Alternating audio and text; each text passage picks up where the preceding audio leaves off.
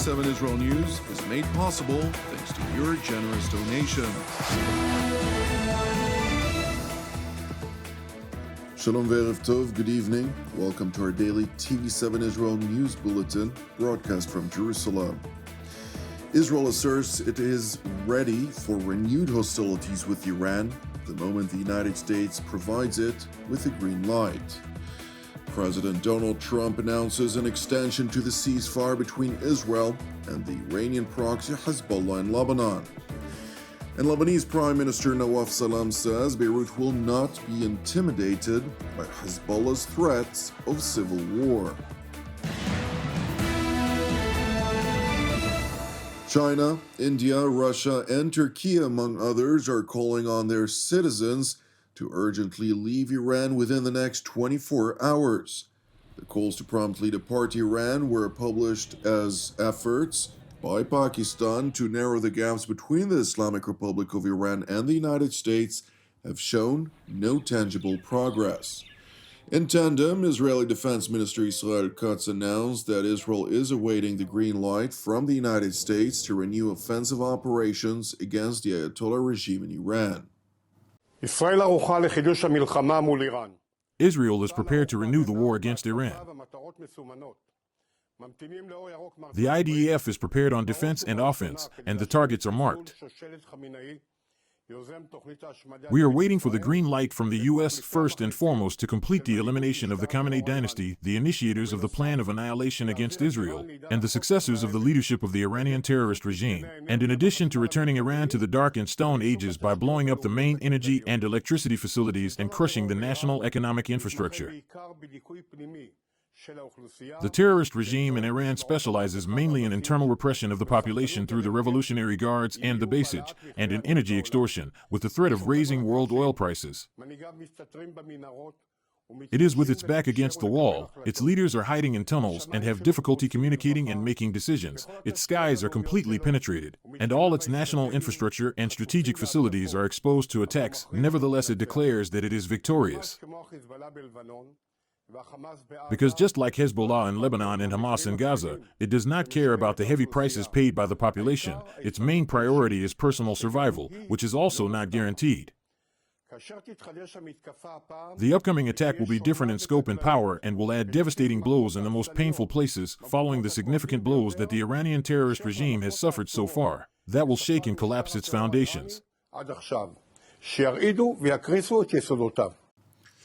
Amid repeated instances reported of piracy by the Islamic Revolutionary Guards Corps Navy in the Strait of Hormuz, U.S. President Donald Trump has ordered the U.S. Navy to eliminate any boat that is mining the waters of the strait, all the while confirming that the United States Navy minesweepers were operating to clear the strategic waterway.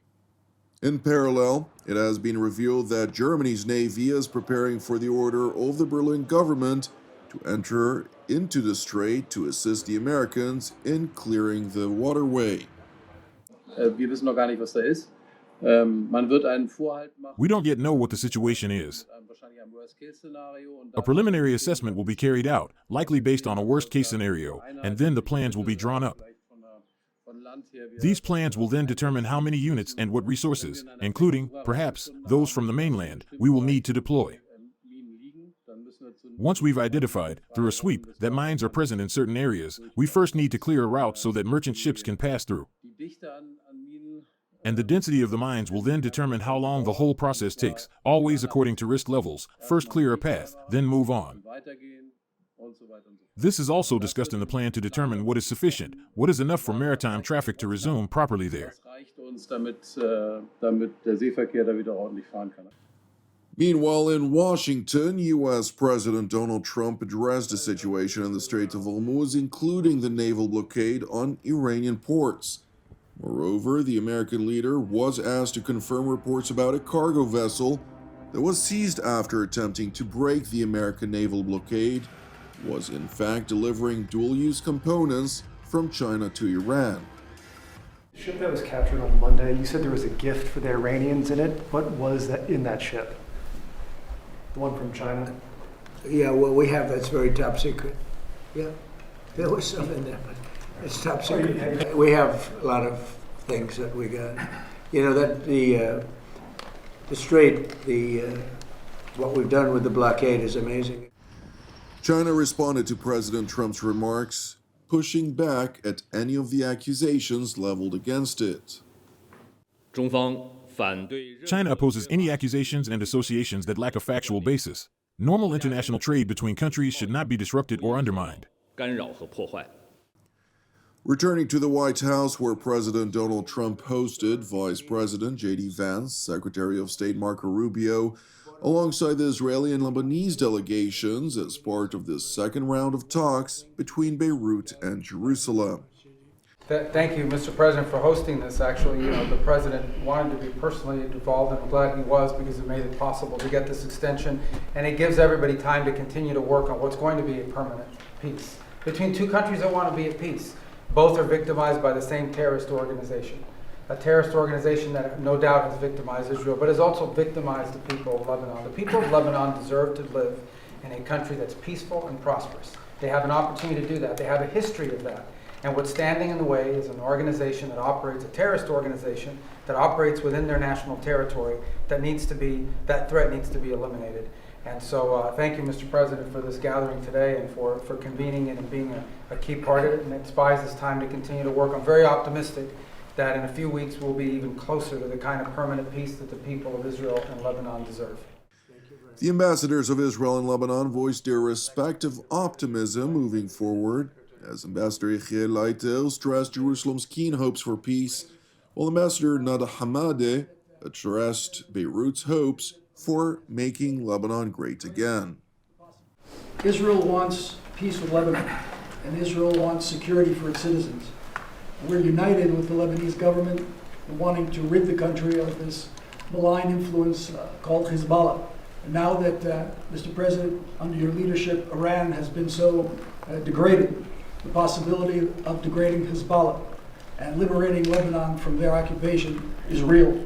So we hope that together under your leadership, we can formalize peace between Israel and Lebanon in the very near future. And we are just very thankful for the opportunity.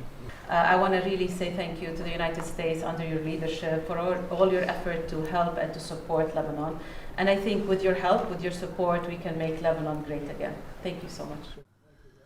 During his opening remarks, President Trump announced an extension to the 10-day ceasefire between Israel and the Lebanese Iranian-proxy Hezbollah. However, the American leader also underscored that Israel retains the right to defend itself, as the Iranian proxy repeatedly breaches the terms of the incumbent ceasefire. And I'm told this is a rather historic meeting because these countries have been bordering each other for many, many years, and it doesn't happen much, although they like each other. I found that out today, and I've sort of heard about that. They actually like each other, Lebanon and Israel. And we had a great meeting with the very high officials of Lebanon and very high officials of Israel, and we think that the President of Lebanon and the Prime Minister of Israel over the next couple of weeks will be coming here. They've agreed to an additional 3 weeks of no firing, ceasefire, no more firing. Let's see. We hope that happens. It's not going to happen between that, but they do have Hezbollah to think about. And we're going to be working with Lebanon to get things straightened out in that country. I really believe it's something we can do pretty easily, just with the power of who we are. And I think it's the beginning of something very important. It'd be a wonderful thing to get this worked out simultaneously with what we're doing in Iran. It is interesting to know that Lebanese law effectively criminalizes any contact between Lebanese and Israeli civilians on penalty of incarceration. The Lebanese law, we can't communicate with Israel. What we can do about this law? Like, if we talk with Israel, it will be a crime for us as Lebanese. And this is a question on behalf of How is it a crime? And the Lebanese law, it's a crime. They put you in jail. Well, I think we have to end that. Yeah. Okay, that's something we're going to have to end. I've never heard of that. But that's a good start. It's a crime to talk with Israel. Well, I'm pretty sure that that'll be ended very quickly. Okay? I'll make sure of that. It is important to know that while the state of Lebanon is keen on peace with Israel, which would demand of it to disarm Hezbollah, it remains weary of the Iranian proxy, which threatens Lebanon with civil war if the Lebanese armed forces were to attempt to fulfill the Lebanese president's directives. And while the Lebanese government is keen on disarming Hezbollah by achieving a political solution, in a joint press conference with French President Emmanuel Macron while visiting the Élysée Palace in Paris earlier this week, Lebanese Prime Minister Nawaf Salam stressed that Lebanon would not be intimidated by Hezbollah. Vous savez que le président de la République libanaise a appelé à l'ouverture de négociations directes avec Israël. You know that the President of the Lebanese Republic has called for the opening of direct negotiations with Israel, an initiative I fully support in the name of the sovereignty of the Lebanese state in making decisions regarding war and peace. We are pursuing this path, convinced that diplomacy is not a sign of weakness, but a responsible act, so as to leave no avenue unexplored in restoring my country's sovereignty and protecting its people. These negotiations promise to be demanding and require the active support of all our friends and partners. That said, we're not seeking a confrontation with Hezbollah. On the contrary, I'd prefer to avoid a confrontation with Hezbollah, but believe me, we won't be intimidated. Not by Hezbollah, and certainly not by those who are blowing the hot and cold air of civil war. Subsequently, on the sidelines of the EU summit in Cyprus earlier today, French President Emmanuel Macron announced his intention to help the Lebanese government raise money to rebuild Lebanon. I had the chance 48 hours ago to meet Lebanese Prime Minister Nawaf Salam in Paris, and I want to confirm here that France stands ready, whenever Lebanon finds it appropriate, to organize an aid and mobilization conference to support Lebanon in the efforts to regain sovereignty. We will organize this conference that aims both to support the Lebanese armed forces and help with the reconstruction of southern Lebanon, both of which are inseparable. It is important to stress that while Paris claims it is keen on helping Lebanon, it has failed thus far to help Beirut stand firm in the face of Hezbollah's malign aggression. Thank you for watching TV7 Israel News, which is made possible by the generosity of our viewers. If you would like to help support TV7 Israel, which is exclusively donation-based, you can do so via our website at www.tv7israelnews.com. Please keep praying for the peace of Jerusalem and redemption of Israel. I'm Jonathan Hessen wishing you a Shabbat Shalom u'Mevorach. God willing, until our next update, Shalom from Jerusalem.